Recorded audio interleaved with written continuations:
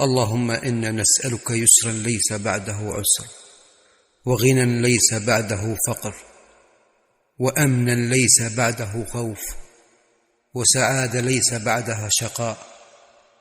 اللهم أينما كان الرضا اجعله دائما في قلوبنا.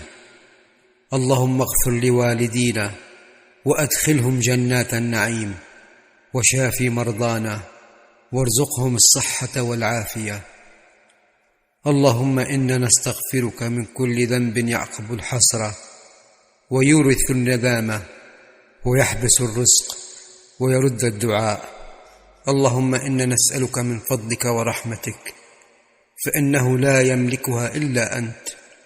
اللهم رزقتنا مما نحب، فاجعله قوة لنا فيما تحب. اللهم اغفر لنا وارحمنا وتب علينا وتجاوز عنا نحن وأهلينا ومن نحب. اللهم أيقظ قلوبنا من الغفلات وأنر حياتنا بنور الهداية. اللهم اكتب لنا محو الذنوب وستر العيوب ولين القلوب وتفريج الكروب وتيسير الأمور برحمتك يا أرحم الراحمين. وصلى اللهم على سيدنا محمد وعلى آله وصحبه أجمعين.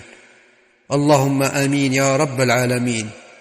أسعد الله صباحكم بكل خير.